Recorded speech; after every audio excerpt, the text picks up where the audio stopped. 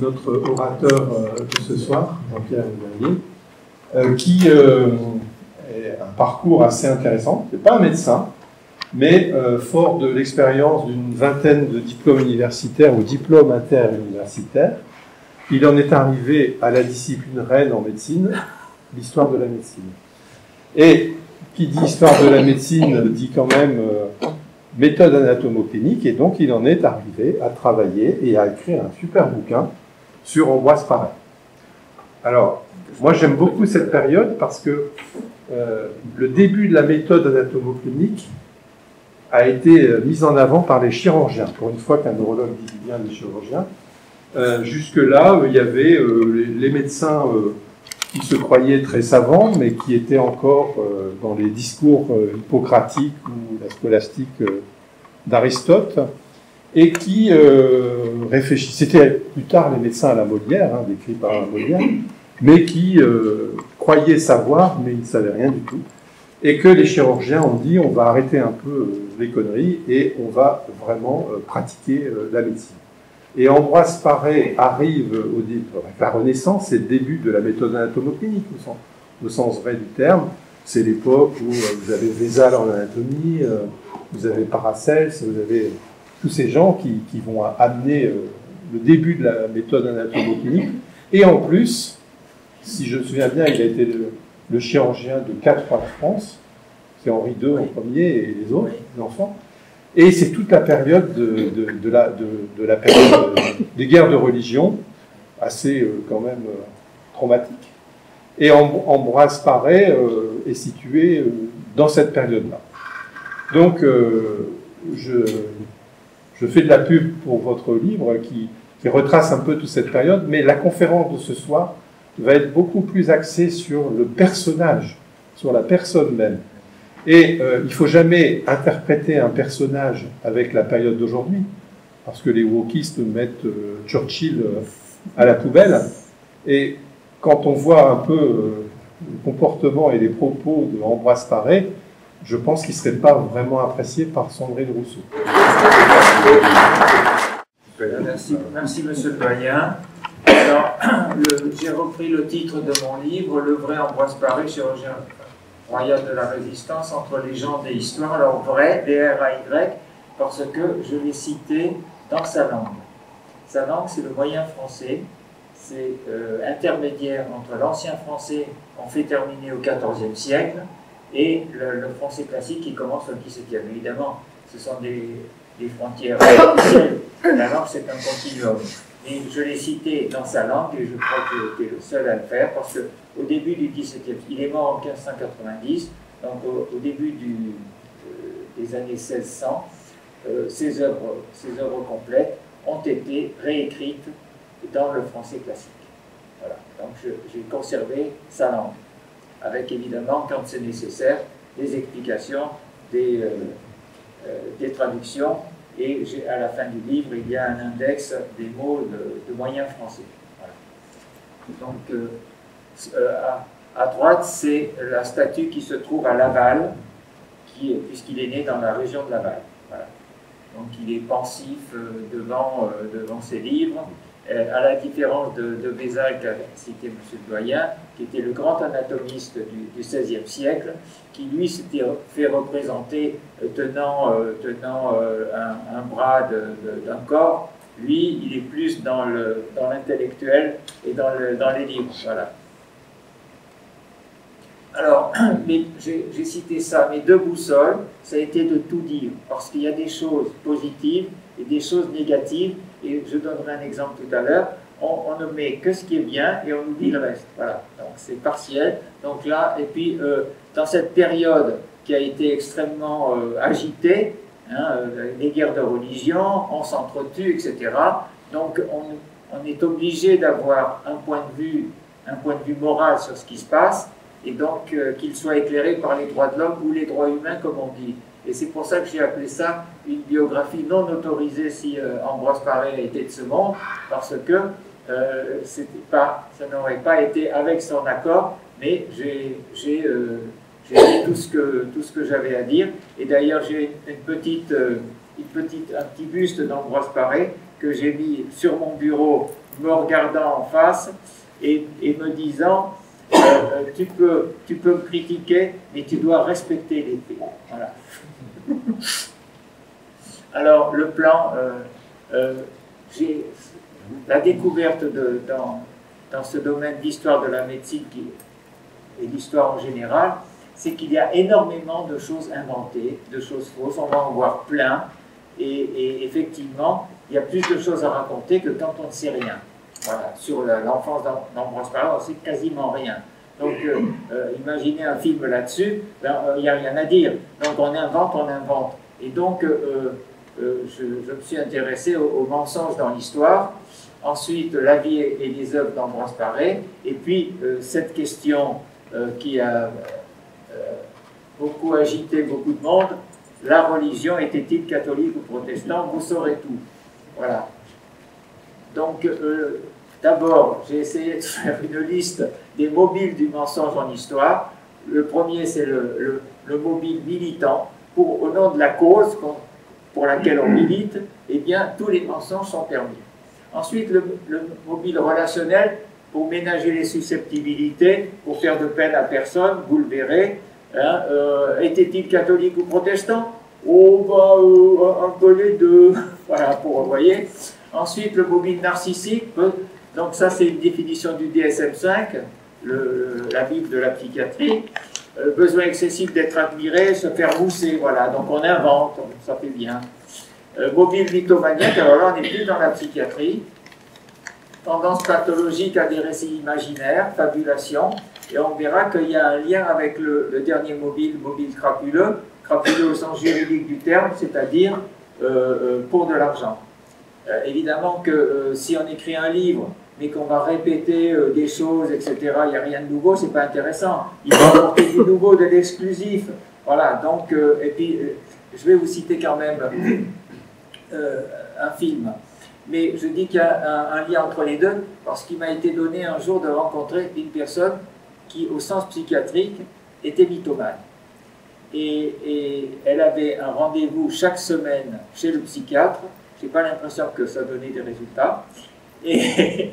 Et cette personne, elle avait un besoin irrésistible, irrépressible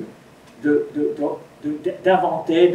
Et cette personne m'a dit, j'embellis la réalité. Eh bien, dans le mobile crapuleux, on embellit la réalité. Et je vais vous donner tout de suite un exemple. Il y a 5 mois est passé le film Diane de Poitiers. Je ne sais pas si certains d'entre vous l'ont vu à la télévision. Diane de Poitiers, non, vous ne l'avez pas vu. Eh bien, j'ai relevé plusieurs inexactitudes. Donc, on est en plein dans la période d'Ambroise Paré. Le premier exemple, c'est on voit une belle brune, une vingtaine d'années, disons. Elle a fait un voyage en aller simple, Florence-Paris, c'est Catherine de Médicis. Et donc elle est reçue par la duchesse d'Étampes et Diane de Poitiers, assez sèchement. Elle leur répond du tac au tac. Dans la réalité, Catherine, elle a 14 ans, dans la réalité. Et elle est orpheline.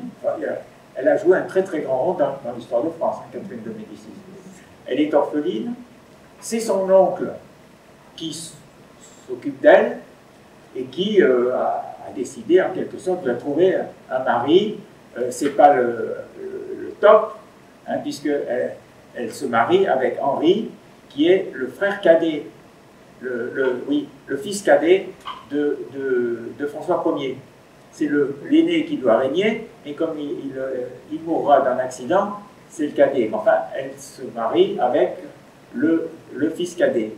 Et c'est son oncle qui s'est occupé de lui trouver un mari, un bon mari. Et vous ne voyez pas qui c'est son oncle? Ben, son oncle, il était pape. C'était le pape Clément VII. Giulio de Medici, mais sous le nom de Clément VII. Voilà. Donc, elle est arrivée. Je ne sais pas si on lui a demandé son avis d'ailleurs pour ce mariage. Elle arrive. Donc, tout ce dialogue avec la duchesse d'Étampes et Diane de Poitiers est inventé. Ensuite, on est toujours dans le sujet. Hein. Ensuite, on voit Henri II qui est mourant. Hein, il a pris une écaille de lance dans l'œil. Il va mourir au bout de 10 jours. Et donc, on voit Ambroise Paré qui est penché vers lui. Et donc, Henri II l'appelle mon premier médecin. À l'époque, il y a des médecins du roi, une dizaine, dont un qui est au-dessus des autres, qui est le premier médecin. Il y a une dizaine de chirurgiens du roi également, et dont l'un qui est le premier chirurgien, et il y a 3 apothicaires. À l'époque, Ambroise Paré est chirurgien du roi, donc il n'est ni médecin ni premier médecin. Mais sans doute pour les scénaristes, ça fait mieux. Et puis la dernière chose, c'est Diane de Poitiers. Et Diane de Poitiers, elle le prend à part Ambroise Paré, elle lui dit « Soignez-le mieux que vos gueux de l'Hôtel-Dieu ». Bon, on verra, il a été interne à l'Hôtel-Dieu. « Soignez-le mieux que vos gueux ». Ça, c'est une phrase qu'elle n'a jamais prononcée, évidemment. C'est une phrase recyclée qu'on a mis dans la bouche de Charles IX, fils d'Henri II, qui n'a lui-même jamais prononcée. C'est une phrase totalement inventée. La phrase, c'est soignez-le mieux que vos gueux, soignez-moi mieux que vos gueux de l'Hôtel-Dieu. Sire, je ne peux pas. Pourquoi? Parce que je les soigne comme des rois. Tout ça, c'est inventé et on recycle la phrase dans la bouche de Diane de Poitiers. Alors, sa naissance, fin 1509 ou 1510. Déjà, on n'a pas beaucoup d'informations. Dans la banlieue de Laval, alors, vous verrez toujours Bourg-Hersent, qui était un village à l'époque, dans la banlieue de Laval, mais ça, on ne sait pas, on n'a pas de certitude. Donc, quand on vous dit Bourg-Hersent, vous pouvez déjà vous dire que ce n'est pas un livre très sérieux. Voilà. Donc, ensuite, il y a 2 maisons natales prétendues.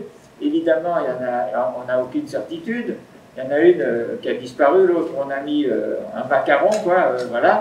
Mais ça n'a pas de réalité. Alors ensuite, sa famille, on ne sait pas grand-chose. Son père était-il barbier, coffretier? Il a 2 frères, l'un à Vitré qui sera barbier, l'autre coffretier à Paris, rue de la Huchette, on en reparlera. A-t-il eu une sœur? On ne sait pas. Je pense que ses 2 frères étaient plus âgés que lui. Alors, on n'a pas de date de naissance non plus pour absolument rien. Entre parenthèses, j'ai parlé du père, on ne parle jamais de la mère.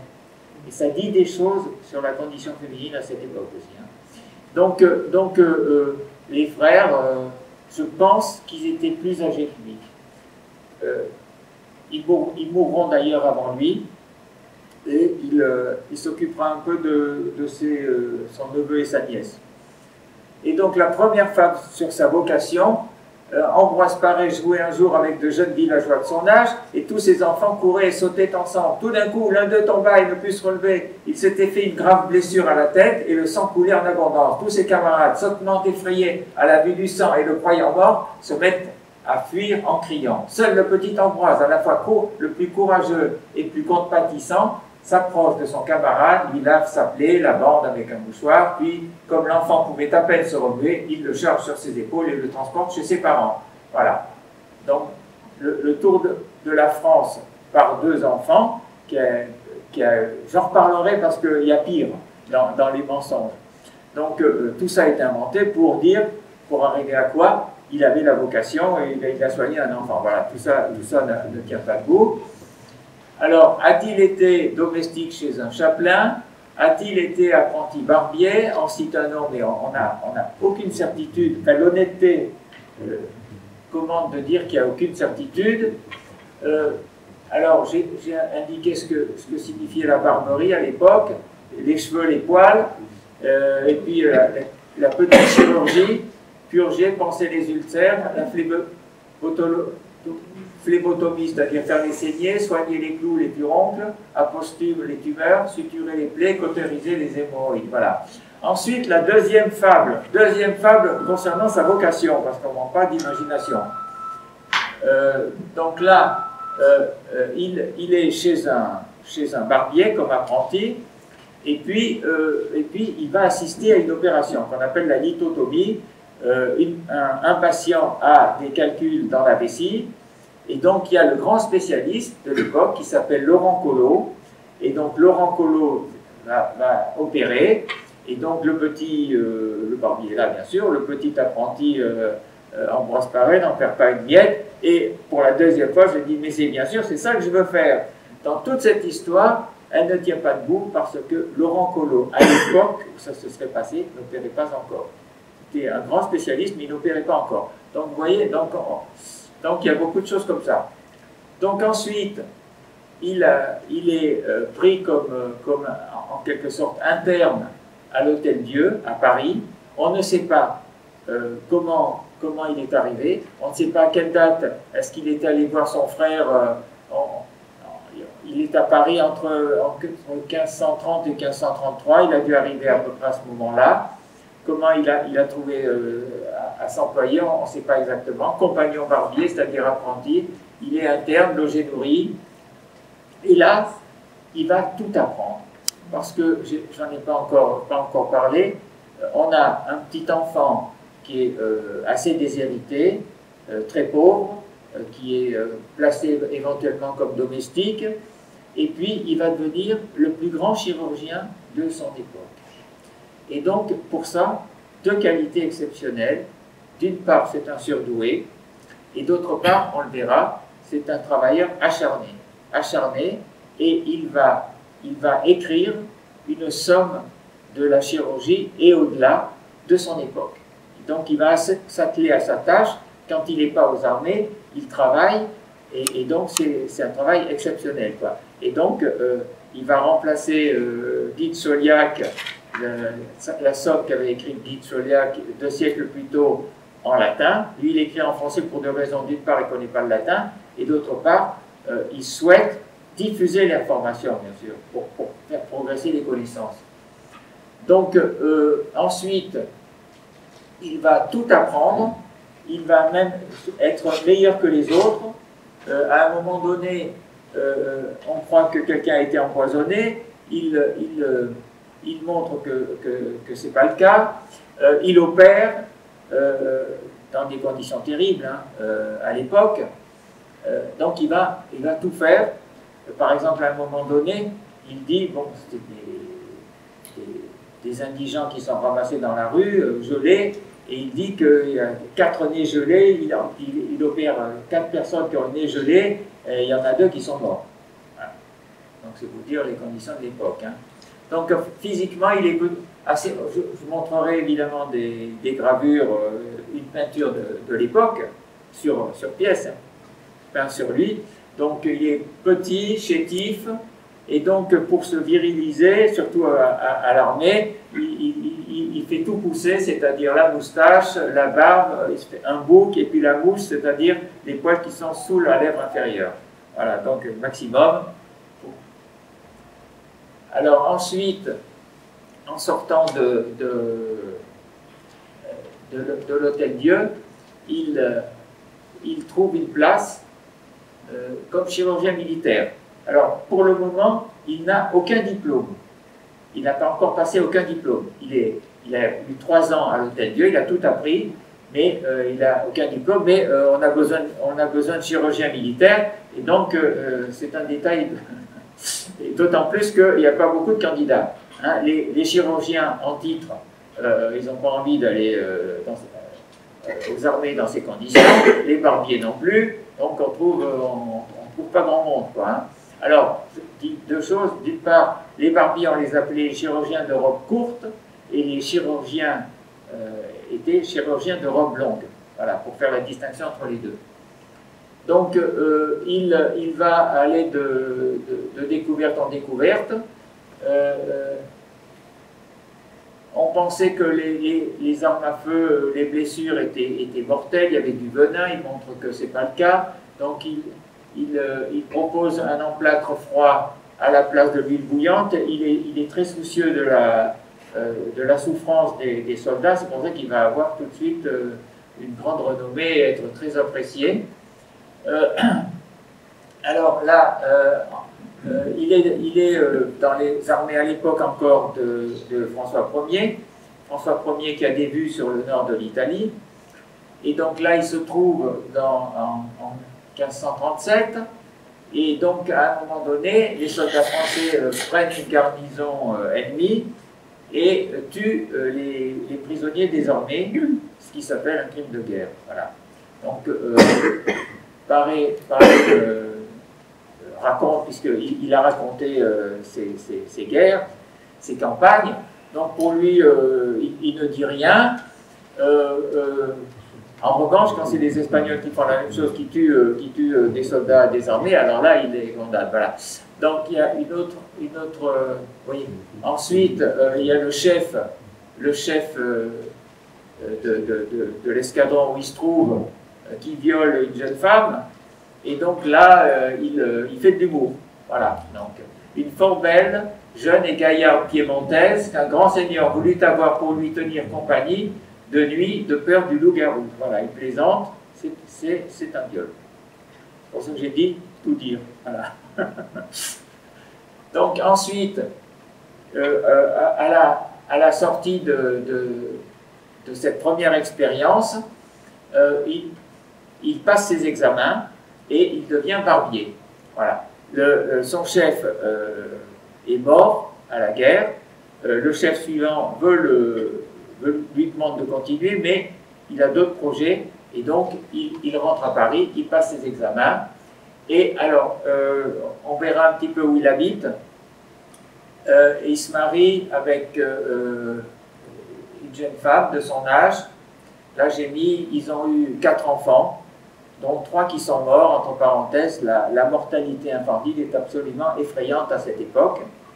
Hein, donc il y en a une qui survit sur 4, on en reparlera, qui s'appelle Catherine. Alors pourquoi Catherine? À l'époque de Catherine de Médicis, le prénom Catherine, Caterina, italien, est devenu très à la mode, voilà, surtout dans les hautes sphères. Donc on peut nommer les filles Catherine, beaucoup de Catherine. Et donc ils se marient, et on verra, est-ce que les... Ah, voilà, bon. On va voir ça. Donc, j'ai montré à peu près où il habitait. Donc, il s'installe au bout de la rue, d'une rue à côté du pont Saint-Michel. Il ouvre boutique de barbier à l'enseigne Provençal. Alors ici, voilà, ici on a donc ici le pont Saint-Michel, ici l'île Saint-Louis, pardon, l'île de la Cité, ici l'île Saint-Louis. Le Louvre se trouve quelque part par là. Et donc ici vous avez ce qui s'appelait à l'époque le quai des Augustins, qui s'appelle aujourd'hui quai des Grands Augustins, ils sont devenus grands entre-temps.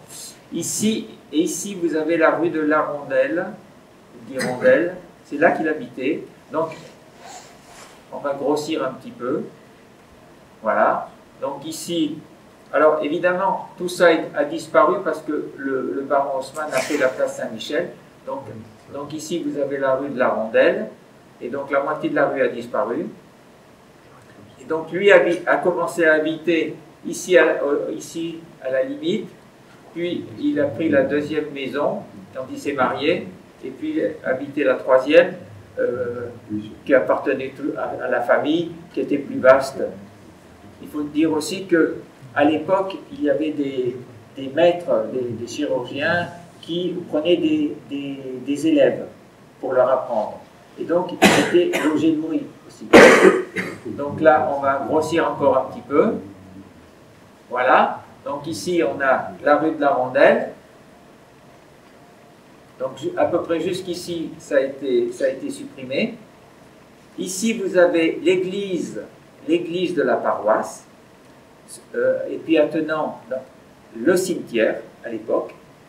Voilà, donc c'était le cimetière de la paroisse, même si on le verra pour sa religion, il ne mettait pas les pieds. Ici, vous avez la rue du Battoir, qui s'est transformée en rue Gilles, prénom, Gilles Lequeux, Q-U-E-U-X, qui signifie cuisinier. Gilles le cuisinier, Gilles Lequeux, et par déformation, elle s'appelle aujourd'hui rue J. Lecoeur, le cœur gisant. Voilà. Donc, voilà. Donc ici, je me suis mis à peu près à ce niveau-là, pour prendre la moitié de la rue, l'autre a disparu, en enfilade, pour voir ce que ça donne aujourd'hui, la tête qu'avait la rue à l'époque. Donc ici, le bout de la rue est terminé par un escalier. Il n'y avait pas d'escalier à l'époque, mais quand le baron Haussmann a créé la place Saint-Michel, il a rehaussé d'environ 1,50 m, 2 mètres, pour éviter les crues de la Seine. Donc elle se termine comme ça. Alors ici, de ce côté-ci, habitait la favorite de François Ier, la duchesse d'Étampes. Voilà, elle habitait là, et donc j'ai fait un petit grossissement au niveau où elle habitait, parce qu'évidemment, sa maison a disparu, mais c'était à ce niveau-là. Alors je ne sais pas si ils ont conservé le portail, la porte. En tout cas, ils ont, ici j'ai fait un grossissement, c'est la salamandre de François Ier, en souvenir de la duchesse d'Étampes. Alors la duchesse d'Étampes, elle avait un nom qui sonnait pas très bien, et c'est pour ça qu'on l'appelle par son titre, c'était Anne de Pisseleu. Le LEU, qui est le loup, et qu'on retrouve dans l'expression à la queue leu en français. Et donc ensuite bon, la sortie de l'escalier, voilà, donc on se retrouve déjà au début de la place Saint-Michel. Ici, une autre vue. Alors là, la fontaine est là. Nous, on est de ce côté-là. Et ici, le terre-plein, ici un grossissement. Et c'est là qu'était la maison dans Montparnasse. Voilà. C'est juste. Alors ça, c'est une autre vue ancienne. Le terre-plein là a été un petit peu plus raccourci, mais bon, ça c'était du 19e, il n'y a pas une seule voiture automobile, il n'y a que des chevaux. Voilà, donc. Alors ici une autre, on a reproduit un petit peu le plan où il se trouvait. Donc on a le pont Saint-Michel, ici la première maison où il s'est installé, puis la deuxième quand il s'est marié, et puis la troisième, là, progressivement. Il est devenu très riche, il a dépensé énormément d'argent pour publier ses livres, pour faire ses gravures, donc pour diffuser les connaissances. Et donc là, il était quand même très riche et sa belle famille était plutôt désargentée, ce qui fait qu'il a racheté des parts des maisons qui appartenaient à sa belle famille. Et il y a tout de même une partie. Ici, on en reparlera après, c'était donc sa première épouse qui avait acquis par testament une partie de cette maison. Voilà. Ah oui, là, on peut dire encore qu'il a logé sa nièce, et il y avait un cousin qui, un oncle de sa première épouse qui habitait aussi dans ce pâté de maison. Quoi. Donc il y avait pas mal de familles dans le coin. Alors ici, l'église qu'on a vue tout à l'heure, un dessin, donc Saint-André des Arcs, et donc il lui est arrivé des ennuis, fermeture, transport des restes des personnes inhumées dans les carrières du 14e arrondissement qu'on appelle les catacombes. Elle a été vendue comme bien national et démolie en 1800. Et donc, dans ce quartier, on est dans le 6e arrondissement, donc ce quartier Beaubeau, les arcs sont devenus les arts, et donc on a la place Saint-André des Arcs. Voilà. Alors, le résultat de l'emplacement de l'église, on a aujourd'hui une terrasse de restaurant et puis un mur qui n'est pas très joli ici. Voilà. Alors ensuite, il repart à la guerre, il découvre ce qu'on appelle le principe de position, c'est-à-dire qu'il fait mettre la personne dans la position où elle se trouvait quand il a reçu un projectile pour suivre la trace. Il est chirurgien, il fait office de chirurgien, il est barbier pour le moment. Alors là, il y a encore une histoire inventée. François de Lorraine, duc de Guise, il veut lui retirer une lance du visage, et donc il lui demande l'autorisation de mettre le pied sur son visage pour retirer. Tout ça est inventé. Voilà, d'ailleurs, je donne la date de celui qui a dit ça. De toute manière, c'est très simple. Ambroise Paré, il raconte tout. Donc, s'il ne le dit pas, ou des choses qu'on lui prête, surtout favorables, il l'aurait dit. Donc, s'il dit rien, c'est que ça a été inventé. Ensuite, il rencontre Sylvius Éternel et il va publier son premier livre, Méthode de traiter les plaies faites par Arquebute, c'est-à-dire Arquebuse. Voilà, et donc, il s'élève contre la cautérisation. Alors, déjà, la faculté de médecine voit ça d'un très mauvais œil. Ce barbier qui se permet d'écrire des livres, etc. Enfin bref. Donc ensuite, il publie 4 ans plus tard, bref collection de l'administration anatomique. Et donc là, popularisation de la version podalique d'accouchement, c'est-à-dire que l'enfant qui se présente par les pieds, on attache les pieds et puis on tire. Voilà. Ensuite, il est opposé à la césarienne. Si vous voulez, les accouchements, c'était parfois horrible à cette époque. Donc, il emménage dans la deuxième maison de la Vache, achetée à son beau-frère. Il achète des biens à Meudon.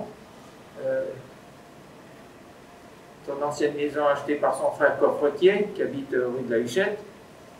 Et puis, la maison des Trois Morts, c'est la troisième maison qui appartient en partie à son épouse et qu'il achète aussi par sa belle famille désargentée.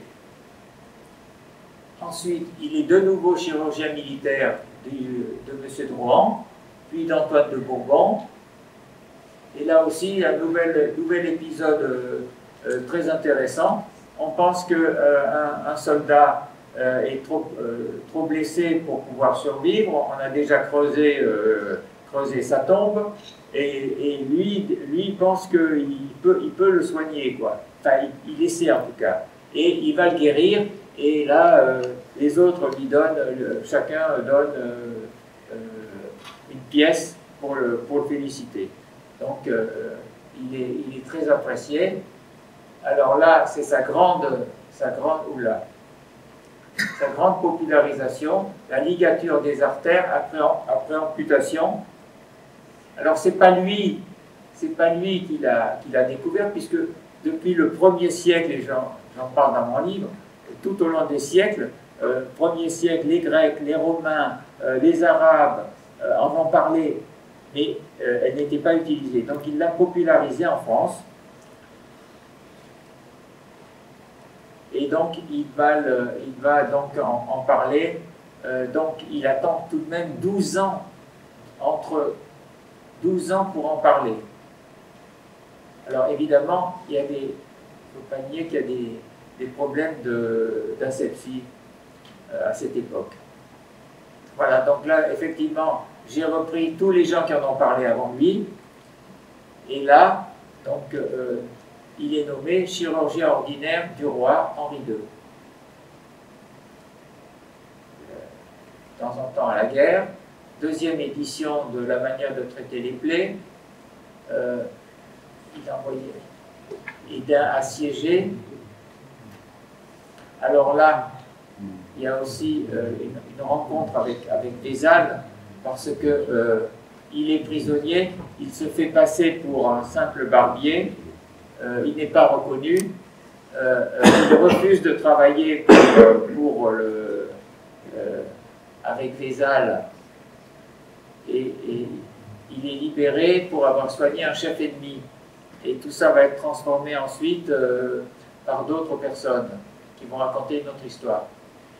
Et donc, le roi avait fait dire à son épouse qu'il paierait la rançon, puisque ça revenait à ça. Et donc, comme il s'est libéré tout seul, il lui a donné l'argent. Voilà. Ensuite, en 1954, il y a une parodie d'examen. Comme il ne connaît pas le latin, et que l'examen doit se passer en latin, c'est un peu compliqué. Donc, puisque les chirurgiens veulent imiter les médecins pour se mettre à leur niveau, et comme les médecins sont en latin, ils ont imposé le latin aussi. Et donc, comme la soutenance, elle est publique, eh bien, d'abord, on a choisi les juges, ensuite, on a changé subrepticement la date et le lieu de l'examen pour qu'il n'y ait personne. Voilà. Et donc, donc, ça va extrêmement vite. Hein, questions-réponses convenues à l'avance, les délais supprimés entre les différentes étapes, examen de bachelier en chirurgie, examen de licence, maître en chirurgie, membre du collège. Alors, les registres du collège de Saint-Côme ont été perdus. Mais M. Péril, qui a écrit un livre, une histoire de la médecine, a recopié en latin, puisque c'était en latin, il a recopié tout le processus de l'examen d'Ambroise Paré. Donc on sait qui étaient les examinateurs pour chaque étape des examens.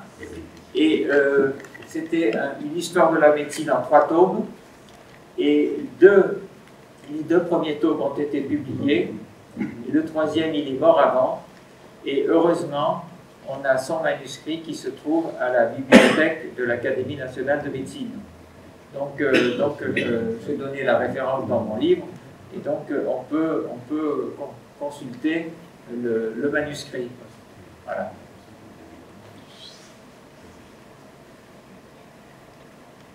Alors ensuite, à l'époque, on n'a pas comme aujourd'hui des informations sur les corps, donc il a récupéré un corps qu'il a embaumé et qu'il garde à son domicile. J'ai disséqué toute la partie dextre, laissant la senaise, c'est-à-dire la gauche, intacte, afin que lorsque je veux faire quelque incision à quelques malades, voyant les parties de récente mémoire, je sois plus assuré en mes œuvres.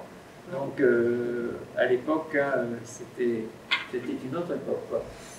Alors, ensuite, il est partagé, parce qu'on l'appelle, parfois, il essaie de se défiler, parce qu'il voudrait rester pour travailler, pour écrire ses livres, mais on l'appelle et il peut pas dire non, quoi. Alors, à un moment donné, il prétexte que sa femme est malade, et le chef militaire lui dit moi aussi, je laisse ma femme, et puis il y a des chirurgiens, il y a des médecins pour la soigner, donc il peut pas se défiler, quoi.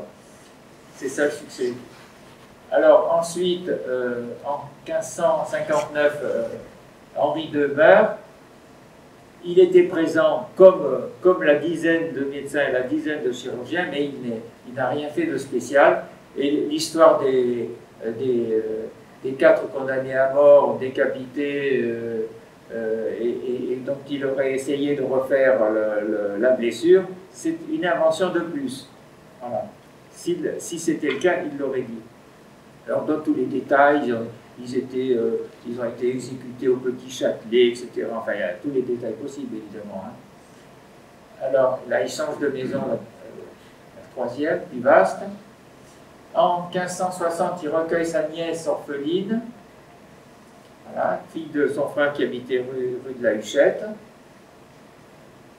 Alors, après la mort d'Henri II, il y a François II qui avait un problème à l'oreille et qui est mort assez rapidement. Puis Charles IX, 10 ans et demi, la majorité royale, et peut-être pour le reste aussi, c'est 13 ans. Donc Catherine de Médicis est nommée régente avec le titre de gouvernante de France. Et donc même après les 13 ans de Charles IX, c'est elle qui dirigera plutôt la politique de la France. Hein. Alors ensuite, il poursuit ses publications. Alors là, j'ai quand même... Lui aussi, il est un petit peu menteur, Ambroise Paré, parce qu'il se rajeunit un petit peu, quoi, par coquetterie. Il y a une gravure, et il annonce 45 ans alors qu'il en a 51. Voilà. Le voilà, vers 50 ans. Alors, ici, sa devise, labor improbus omnia vincit, un travail acharné vient à bout de tout, hein, prononciation latine évidemment. Donc, vraiment, il a mis le travail au centre de sa vie. Sa conception religieuse, c'est que Dieu n'a pas fait les hommes pour qu'ils s'amusent, mais il les a fait pour travailler. Et donc, il est absolument acharné puisqu'il a fait une œuvre considérable. Alors ensuite, il publie une anatomie et il reconnaît qu'il s'est inspiré de ce qu'on a appelé le plus beau livre du monde, qui est le De Humani Corporis Fabrica Corporis. Il y a un mot trop là. Fabrica Corporis, il y a un corporis en trop là, ici. Là. De Vézal. Donc il s'est inspiré évidemment, il le dit. Ensuite, il a une fracture, tibia et péroné. Il veut passer la Seine avec son cheval. Le cheval, donc il doit monter sur un bac. Et puis le cheval, bon, peut-être il a peur, il ne veut pas monter. Il lui donne un coup de badine et le cheval fait une ruade. Et donc il lui casse tibia et péroné de la jambe gauche. Et là, il est très... il dit aux autres chirurgiens, ne tenez pas compte de ma souffrance, faites le nécessaire. Il est très très courageux à la douleur et il est resté 3 mois avec une attelle tout de même. Hein. Et donc il s'en est remis parfaitement puisque les os ont été mis en place et donc il n'a pas eu de séquelles. Et là il a montré donc sa force, son courage et sa résistance à la douleur. Et donc ensuite il est nommé premier chirurgien. Le premier chirurgien étant décédé, il était chirurgien du roi, il passe premier chirurgien. Donc de 1550 à 1574. Il est aux armées à différents endroits. Alors là, ensuite, j'y reviendrai dans la partie religion, on a tenté de l'empoisonner. Et donc, on y reviendra tout à l'heure. Ensuite, voici le livre, 10 livres de la chirurgie avec des instruments nécessaires à Icène, 1564. Alors là, on a divers instruments, les rugites, c'est-à-dire pour gratter les os, les cautères à l'époque, dilatoire à ouvrir la bouche, lequel tourne à vis, les trépans pour le cerveau, des clistères à l'époque. Là, à droite, clistère pour une femme honteuse, c'est-à-dire pudique. Voilà, donc pour laquelle se pourrait soi-même bailler, c'est-à-dire donner le clistère. Voilà. Voilà.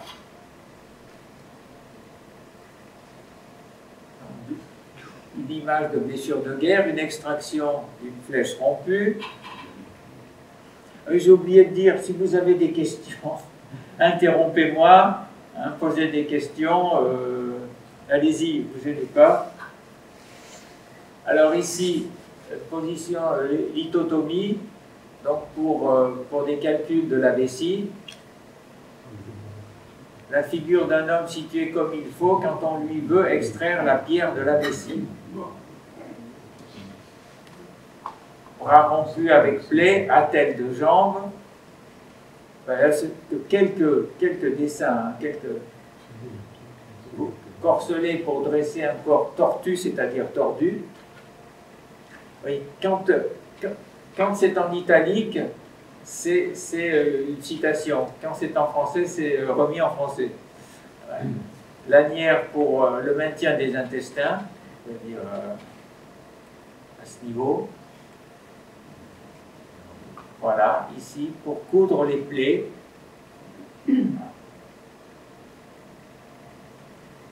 Ici, c'est une opération de bec de lièvre.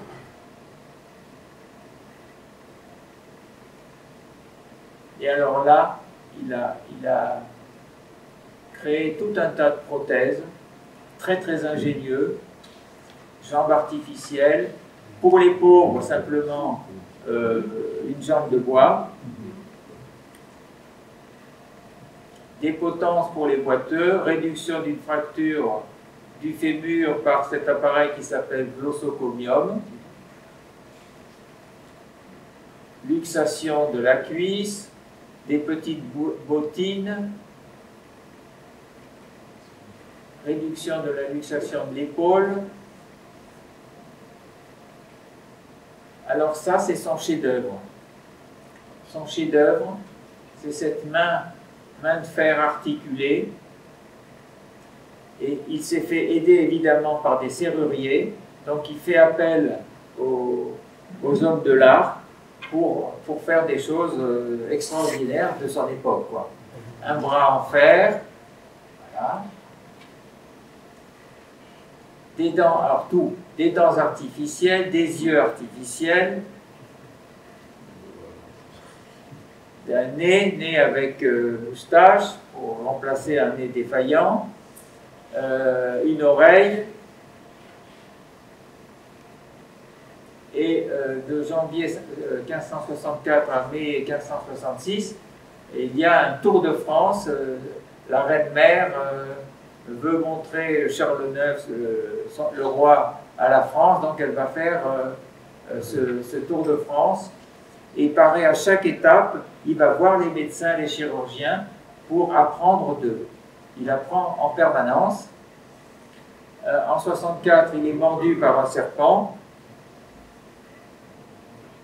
En 65, donc il apprend le traitement de la peste par l'antimoine, et on verra que la faculté de médecine est tout à fait contre l'antimoine. Bon, ils sont dans l'erreur totale à la faculté de médecine de Paris. Et donc là, il apprend la posologie aussi de l'antimoine. Ensuite, là, il y a des choses qu'on lui a critiquées. Il a essayé un contrepoison sur un détenu qui devait être condamné à mort, et s'il en réchappait, il aurait été sauvé, mais apparemment ça n'a pas marché et le cobaye est mort. Voilà. Et donc là, on a dit quand même qu'il n'aurait pas dû faire ça. Mais entre parenthèses, Louis Pasteur a voulu faire la même chose. Louis Pasteur voulait expérimenter un traitement, et il avait demandé à Pedro II, qui était l'empereur du Brésil à l'époque, d'essayer sur un détenu consentant un traitement.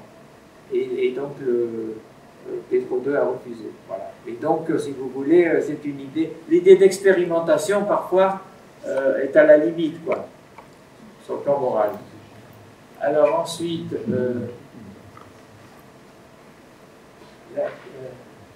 là, il y a un faux pas d'Ambroise Paré, parce qu'il a voulu avoir le pouvoir de donner une licence, c'est-à-dire une autorisation pour l'exercice de la chirurgie. Donc ça a été refusé. Et d'autres, il est toujours à la guerre en partie. Donc là, ce traité de la peste, de la petite vérole et rougeole, et la lèpre. Donc il préconise l'antimoine, mais ensuite, devant la faculté de médecine, il sera obligé de retirer ce traitement. Donc là, ils en veulent beaucoup à Ambroise Paré.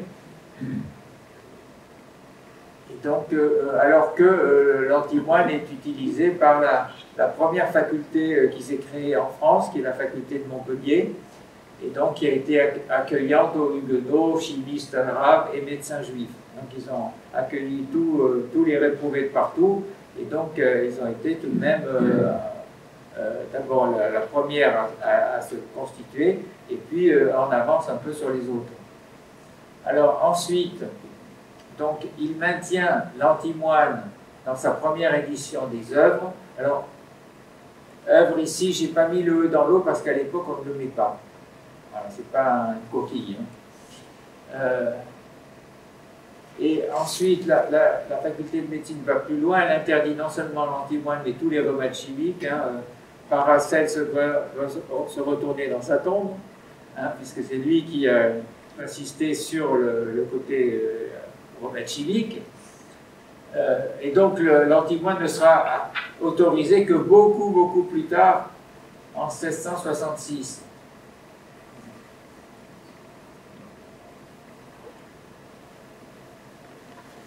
Alors ensuite, il est toujours à la guerre. Alors là, le Paulmier, qui est un médecin, il s'en prend à Ambroise Paré, qui est accusé de la mort de la plupart des blessés de guerre par refus d'utilisation de l'huile bouillante. Voilà. Donc on veut encore faire mal, utiliser des trucs. Donc ils sont assez terribles.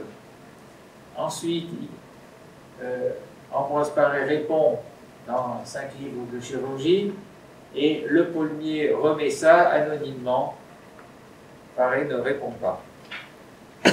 Alors ensuite, Ambroise Paré a été mêlé de très près à la Saint-Barthélemy. Alors là, je me suis attardé un tout petit peu, parce que, évidemment, on a raconté beaucoup de choses inexactes, notamment, il y a des protestants qui ont dit c'est un coup monté, elle a voulu attirer les protestants à Paris pour ensuite tous les tuer. En fait, elle n'a jamais voulu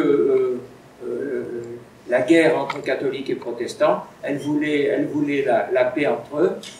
Et ceci dit, elle s'est toujours infléchie en faveur du rapport de force, pour ne pas que ses enfants perdent le pouvoir.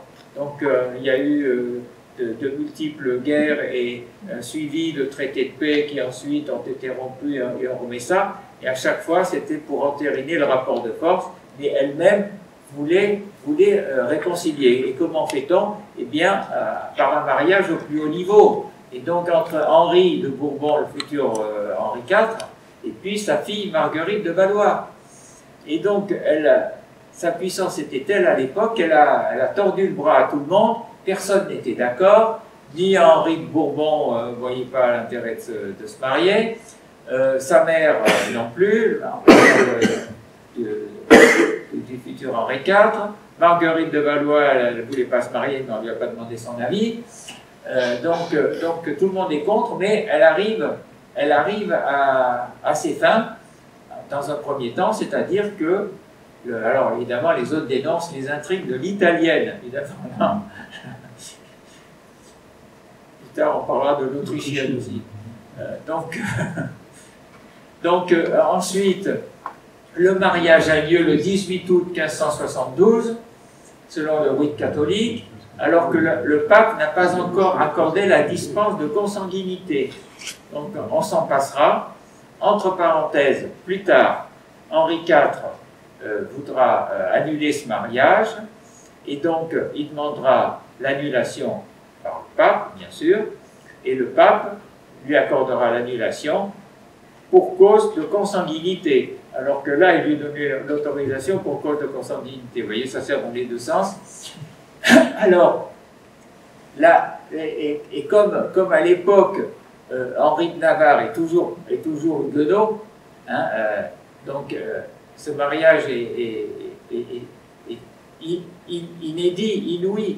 Donc la bénédiction est donnée sur une estrade, sur le parvis, et pas dans l'église. Puis Marguerite entre avec Henri dans la cathédrale, mais il en ressort aussitôt pour ne pas assister à la messe. Il est représenté par le duc d'Anjou, futur Henri III. Donc vous voyez, c'est plutôt bizarre.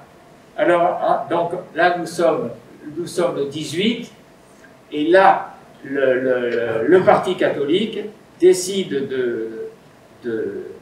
d'attaquer, et donc Coligny, qui sort du Louvre à la suite d'un conseil du roi, et sur le chemin qu'il conduit à l'hôtel particulier où il réside, qui se trouve maintenant rue de Rivoli, je donne le numéro dans le livre, il n'y a plus d'hôtel particulier. Hein.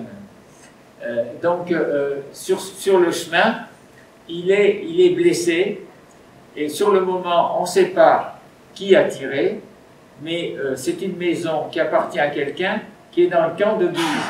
Donc, tout le monde a bien compris que c'est Guise qui est duc de Guise qui est derrière. Enfin, tout le monde l'a bien compris. Donc, il regagne son hôtel. Le roi envoie Ambroise Paré, qui extrait du bras gauche une balle d'arquebuse et achève de lui sectionner l'index de la main droite. Mais à la suite de ça, comme le roi a dit qu'il châtierait les coupables, on sait très bien que c'est le duc de Guise. Mais qui a la force dans Paris? C'est le parti catholique. Donc du coup, la milice bourgeoise et les gardes françaises et suisses font défection au roi. Le roi se retrouve sans soldats pour le défendre. Et donc, Catherine de Médicis comprend la situation et elle retourne son fusil d'épaule, si j'ose dire, et donc il y a 2 conseils du roi qui ont lieu dans la nuit du 23 au 24, parce qu'il faut faire céder Charles IX pour abandonner à son triste sort Coligny et une vingtaine de chefs huguenots qui habitaient au Louvre. On les envoie à la mort. Donc pour empêcher le parti catholique de renverser tout simplement Charles IX. Et donc, il y a 2 conseils du roi parce que dans le premier, Charles IX résiste, puis il finit par se rendre à son avis, et donc il ne soupçonne pas l'étendue du massacre. Et donc, Henri de Navarre et le prince de Condé, qui sont de sang royal, ils abjureront un mois plus tard la religion réformée. Donc le 24, vers 3 h du matin, il y a eu un assaut dans l'hôtel particulier de Coligny. Et alors là, je cite les noms de personnes qui auraient pu peut-être se trouver avec lui et qui se sont échappées par le grenier et les toits. Donc peut-être, est-ce qu'Ambroise Paré était là? Alors, tout ce qu'on a raconté, je ne sais pas si j'en parle ensuite, le roi qui l'aurait, oui j'en dis un mot, le roi qui l'aurait protégé, etc., tout ça est inventé. On ne sait pas, il ne l'a jamais dit, on ne sait pas où il était à ce moment-là. Mais si le roi lui avait dit, comme on l'a imaginé, non, vous êtes trop important, pour qu'on vous tue, vous êtes trop utile, ça voudrait dire que le roi reconnaît qu'il était huguenot. Mais bon, tout ça est inventé. Donc, Charles IX n'a pas caché Paré au Louvre pendant le massacre. Invention plus tard de Brantôme. Ensuite, le roi lui aussi change d'avis et il essaie d'expliquer que c'est une grande et lamentable sédition des Huguenots et il le répète devant le Parlement de Paris 2 jours plus tard. Mais il croyait qu'il avait sacrifié 20 nobles huguenots et Coligny. Mais le déchaînement se poursuit, attisé par le clergé, et donc ça fera 3000 tués à Paris, 7000 en province, et Genève va accueillir des centaines de réfugiés. Alors, j'ai des images, donc du coup on a des félicitations du roi d'Espagne Philippe II et du pape Grégoire XIII qui embarrasse Catherine, qui recherche des alliances avec les États protestants et qui maintient l'édit de pacification de Saint-Germain signé en 1570.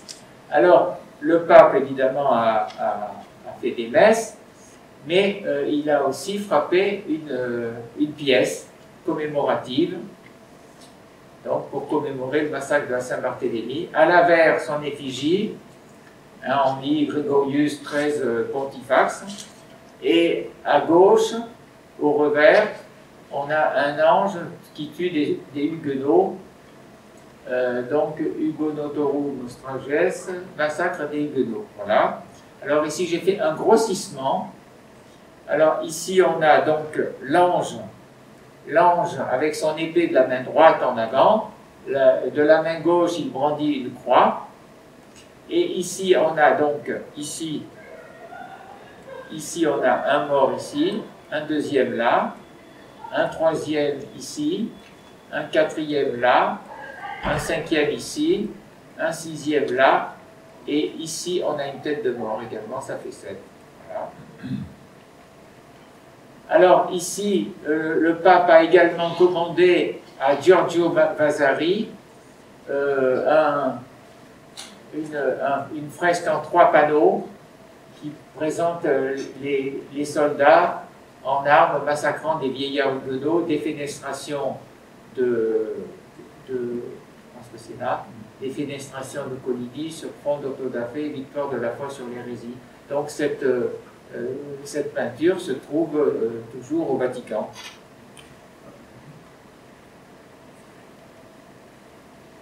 Alors là, qu'est-ce qui s'est passé? Pourquoi, avec les meilleures intentions du monde, la paix entre catholiques et protestants, pourquoi ça n'a pas marché? Au moins trois raisons. C'est l'inquiétude des catholiques, Guise, et puis Philippe II, le roi d'Espagne. L'erreur de Catherine, c'était que le pas était trop grand à franchir de marier sa fille avec un huguenot. Le Coligny avait été réintégré au conseil du roi, mais déjà le duc de Guise faisait crise mille, et là le pape pour le moment était trop grand. L'erreur de Charles IX, c'est parce qu'il était proche de Coligny. Hein, paraît-il qu'il l'appelait mon père, donc au conseil du roi, le duc de Guise avait des raisons de s'inquiéter sérieusement, parce qu'il était trop proche le roi était trop proche de Coligny. Et enfin Coligny, il voulait soutenir la révolte des protestants dans les Provinces-Unies, ce qui aurait entraîné une nouvelle guerre entre la France et l'Espagne. Parce que Philippe II, qui a succédé à son père Charles Quint, était beaucoup plus militant extrémiste, catholique, et donc il avait suscité, augmenté cette révolte dans les Provinces-Unies, révolte protestante.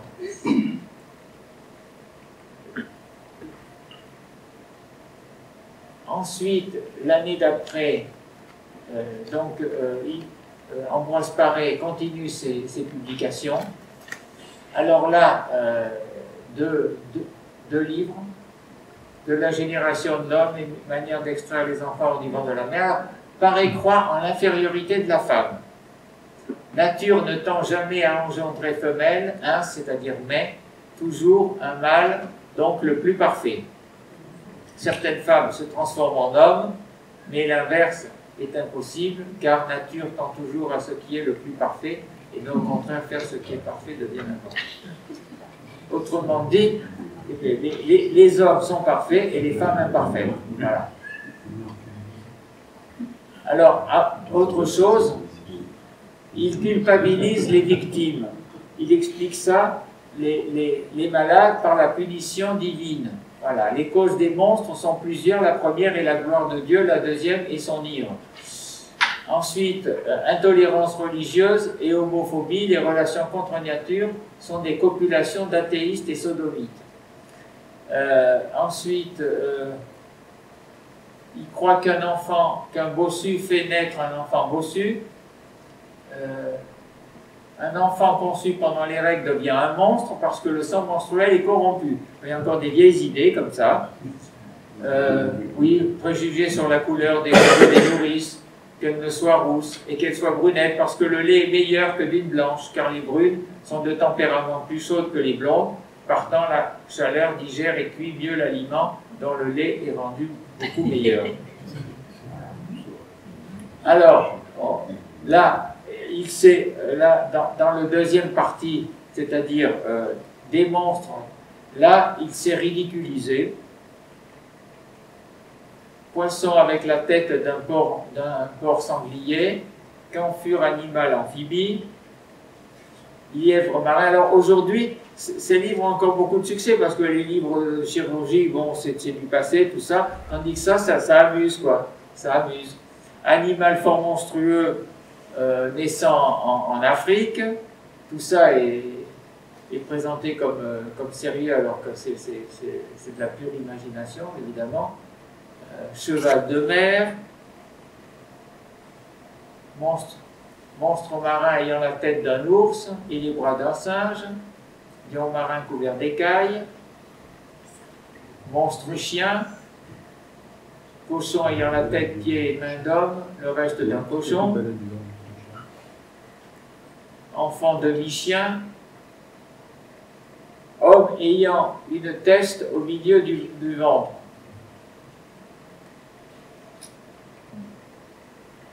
Poulain ayant la tête d'homme. Alors ici, on est 1 an après le massacre de la Saint-Barthélemy. Et là, l'anticatholicisme d'Ambroise Paré pointe le bout de l'oreille. Monstre marin ressemblant à un évêque, vêtu de ses habits pontificaux. Autrement dit, il l'assimile à un monstre marin, vous voyez l'évêque. Et ici, il remet ça avec un moine. Monstre marin ayant la tête d'un moine armé couvert d'écailles et de poissons. C'est pas très gentil pour les évêques et les moines. Hein.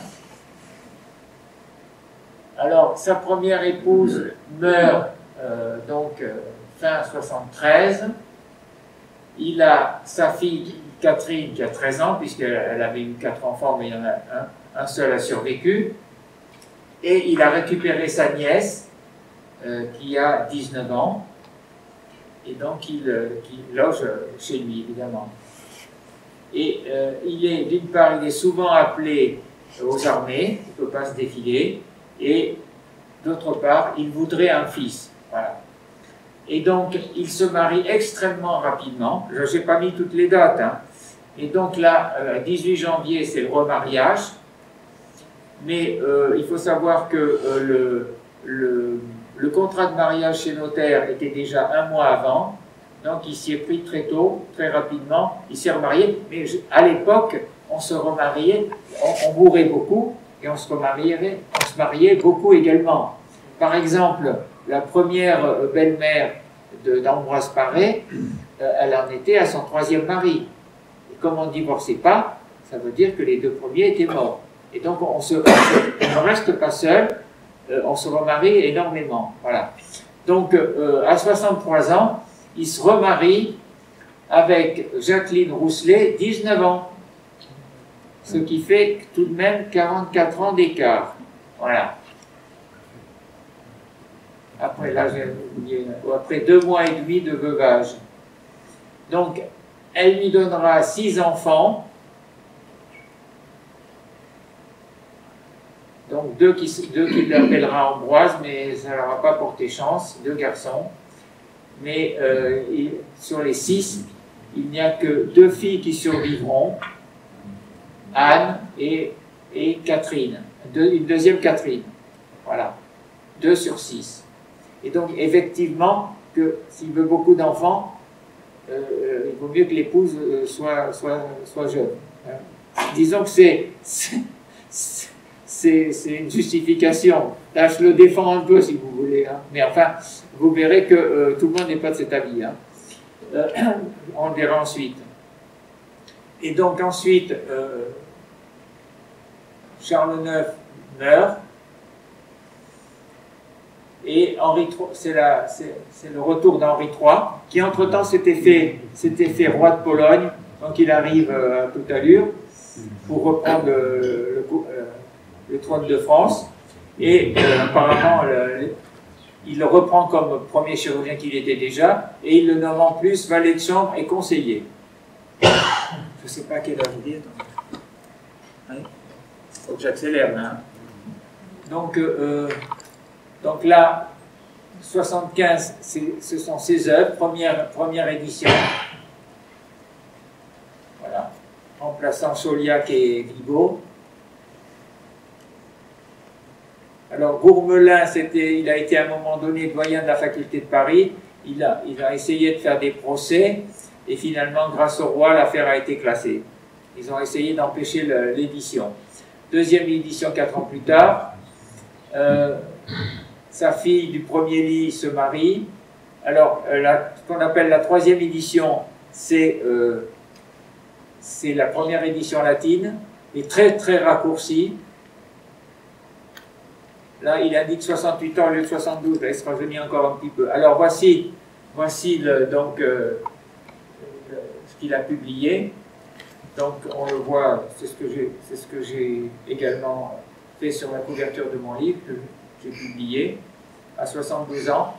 Voilà, donc là il se présente tel qu'il est, avec il ne s'embellit pas, une veine temporale apparente,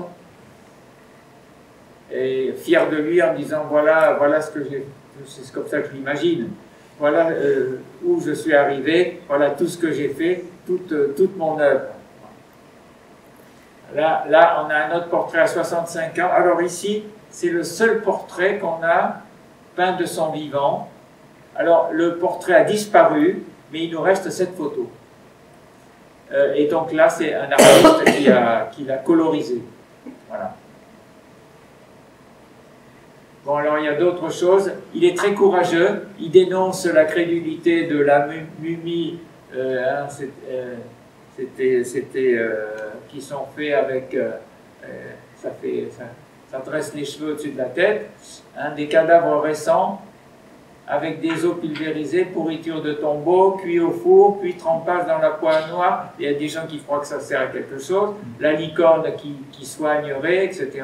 Donc et Jean Chapelain, qui était médecin du roi, lui, il n'avait pas eu ce courage. Si cela ne sert à rien, cela ne fait non plus d'autre mal, sinon à la bourse de ceux qui l'achètent parfois plus cher qu'un prix d'or. Voilà, donc il dénonce courageusement un certain nombre de choses. Donc là, il y a des polémiques à propos des licornes, parce qu'on dit que c'est dans la Bible et qu'ils ne croient pas en Dieu, quoi, en quelque sorte, ils croient. Donc Gourmelet en profite pour continuer à l'attaquer de manière anonyme. Alors ici commence la bagarre avec sa fille du premier lit, parce que Ambroise Paré veut la dépouiller de l'héritage, notamment des biens venant de sa mère à elle. Voilà. Donc elle refuse, et là, en 87, 3 ans avant sa mort, donc il déshérite totalement sa fille, donc devant notaire, et il dit que si son épouse meurt et les 2 enfants qu'elle a avec elle meurent aussi, eh bien la première fille, elle n'aura rien, ça sera à quelqu'un d'autre. Donc c'est la haine. Voilà. Et donc Paul Dumaître, qui était la grande spécialiste d'Ambroise Paré, qui a écrit son livre majeur en 1986, elle dit « On croit voir un Paré nouveau, vieilli, soumis à une jeune femme sans doute trop avide, démontrant une fois de plus qu'il n'est pas bon pour un vieil homme de s'unir à une jeunesse. » Voilà, donc là, ce mariage fut son seul acte de déraison. Voilà, donc il doit y avoir des échos chez elle. Donc ensuite, un peu de temps avant sa mort, il rencontre l'archevêque de Lyon pour dire qu'il faut arrêter parce que il y a le siège d'Henri de Navarre et qu'on meurt de faim. Donc il meurt le 20 décembre, il est inhumé le 22, il avait demandé des funérailles, tout ce qu'il y a de plus modeste, mais le prêtre, le curé évidemment, fait des funérailles grandioses pour montrer qu'il était catholique. Quoi, voilà. Donc ensuite, il y a en 95, Catherine et son mari font un procès contre la veuve Paré, et finalement la justice coupe la poire en deux, puisque Catherine obtient la nue propriété et sa belle-mère l'usufruit, et elle obtiendra la pleine propriété après. Alors, était-il catholique ou calviniste? Là, le syllogisme est simple. La majeure, Ambroise Paré est un génie. La mineure, or Ambroise Paré est de telle religion. Conclusion, c'est la bonne religion. Ne vous cassez plus la tête, la question est réglée. Voilà. Donc, entre catholiques et protestants, on dit il était catholique, il est protestant. Voilà. Donc, il est né dans une région appartenant au Coligny. Son frère est barbier à Vitré, ville calviniste. Il donne un prénom biblique, Isaac, à son premier fils. Il invoque le livre saint, mais pas le magistère de l'Église. Il ne fait aucune allusion au sacrement de l'Église. Il ne communie pas. communie pas, il ne va pas à la messe, il ne récite pas de prière, seulement des prières spontanées, il ne fait pas de pèlerinage. Sa piété est dans le ton de la foi réformée. 6 de ses 8 éditeurs sont dans la mouvance huguenote, on ne sait rien des 2 autres. Il s'inspire fortement concernant l'immortalité de l'âme d'un livre écrit par un protestant. Il croit en la grâce, en la prédestination, comme Calvin et Saint-Augustin. Donc, victime d'une tentative d'empoisonnement, et il écrit pour la religion avec un R. Et ce qu'on appelait la religion, ou le nom complet, la RPR, la religion prétendue réformée, c'était les calvinistes, évidemment. Et donc, il dit qu'il a eu une tentative d'empoisonnement pour la religion.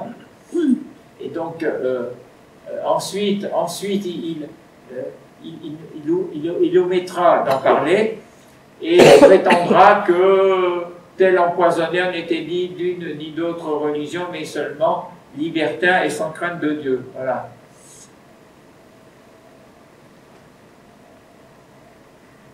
Alors, donc la tenue des registres ecclésiastiques, sans ces registres, on ne peut pas aller pour faire un procès, on n'a pas d'existence légale, les mariages sont nuls, l'exhérédation des enfants, c'est-à-dire qu'ils ne peuvent pas hériter, enfin bref, il n'y a pas de vie possible, quoi. Voilà. Donc, il est obligé de...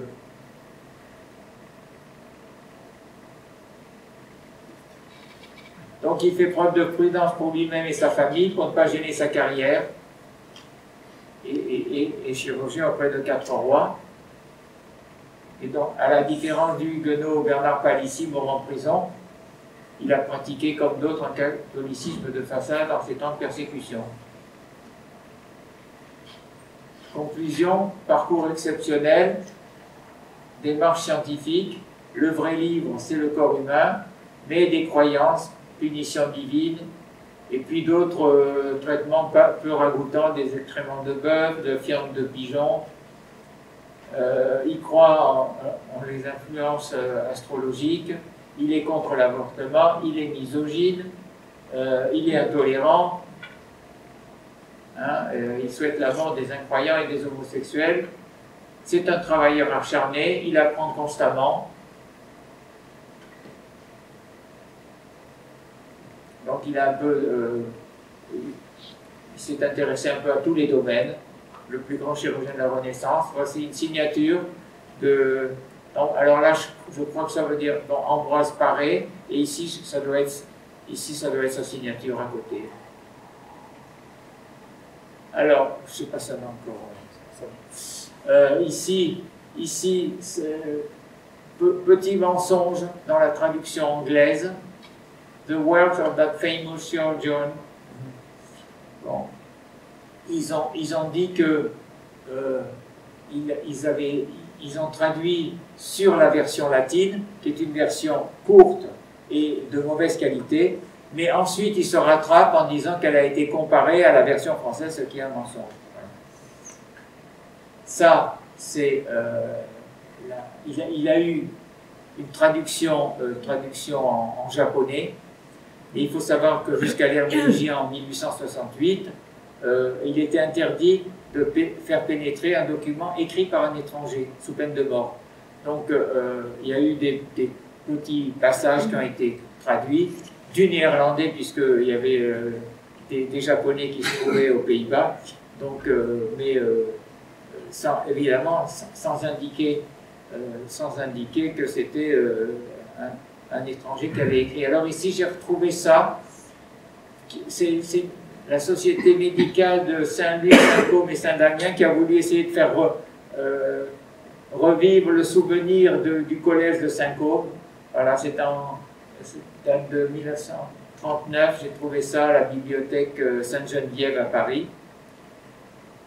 Alors ici, le tour de la France par 2 enfants, donc de Bruno, c'est un pseudonyme, 500 rééditions, 8 400 000 exemplaires compteur arrêté en 1976. Et ensuite, ça c'est intéressant, elle a eu un prix de l'Académie française pour la morale, principe élémentaire de morale. Alors voilà ce qu'elle raconte. Un jour dans la campagne, il, Ambroise Paré, fut fait prisonnier par les Espagnols. On ne l'avait pas reconnu. On ne l'a pas reconnu parce qu'il a changé ses vêtements. D'autant que ce grand homme avait une modestie égale à son génie. Pas du tout, il n'était pas du tout modeste, il claironnait qu'il était le meilleur. Bon, il avait raison de le penser, mais il avait tort de le dire parce que ça indisposait beaucoup ses collègues. Donc il n'était pas du tout modeste. Mais un de ses compagnons vient à tomber malade. Pas du tout. C'est le vicomte de Martigues, lui il est blessé à la guerre, il ne tombe pas malade. Il le soigne, il le sauve. Pas du tout, il est mort. Et en plus de ça, il avait dit il va mourir parce que les Espagnols lui demandaient de le sauver parce qu'ils attendaient une rançon. Il a dit non, il va mourir. On le reconnaît aussitôt. Pas du tout, parce que si on l'avait reconnu, on lui aurait demandé une rançon. Donc on ne le reconnaît pas et on lui rend immédiatement la liberté. Pas du tout. Il y a le colonel de Vaudeville qui avait un ulcère de jambe. Et finalement, ils ont conclu un accord, il le guérit et il lui rend la liberté. Et le colonel de Vaudeville s'est exécuté. Et alors là, ici, il vient de paraître, il y a 2 mois seulement, Ambroise Paré. Et alors là, j'ai appelé ça la censure nationaliste de tout ce qui dérange. Les crimes de guerre, on n'en parle pas. Le viol d'une femme, par effet de l'humour, on n'en parle pas. Il fait tuer des goujats et des putains au canon, on n'en parle pas. Il est misogyne, on n'en parle pas. Il est anti-avortement, anti-césarienne, on n'en parle pas. Il veut tuer les athées, l'homosexuel, pareil. La maladie est une punition divine, on n'en parle pas. Il condamne les pestiférés et les proparéditiques. Il croit en les sorciers et les monstres, on n'en parle pas. Il déshérite sa fille, on n'en parle pas. Sa fille, entre parenthèses, obtiendra justice, comme je l'ai dit. Et à la fin, on nous dit, peut-être un peu protestant sur les bords, mi-chèvre, mi-chou, pour ménager tout le monde. Voilà, donc voilà comment on raconte l'histoire d'Ambroise Paré. Et c'est un peu dommage, parce que ils se sont mis, vous ne l'avez pas encore lu, non? Ils se sont mis à 3. Il y a le dessinateur, il y a le scénariste, et puis il y a le numéro 1 de l'histoire de la médecine en France, qui est le professeur Fabiani, et donc qui dirige le DU Histoire de la médecine à Paris Cité, et qui est président du Collège international d'histoire de la médecine. Voilà comment voilà comment on raconte l'histoire. C'est un peu triste. Alors bon, ça c'est mon livre. Bon, il y a deux versions possibles, c'est l'édition Spinel, soit version papier, soit numérique, en vente Fnac et compagnie. J'ai écrit, donc il y a quelques mois, j'ai sorti un lexique anglo-américain français médico-chirurgical. Et puis, je termine par une citation.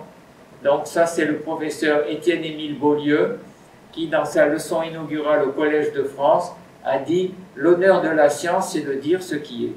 Eh bien, en le paraphrasant, je dirais, l'honneur de l'histoire, c'est de dire ce qui a été. Voilà le professeur Beaulieu. Ah ben c'est tout. Voilà, ça s'arrête là.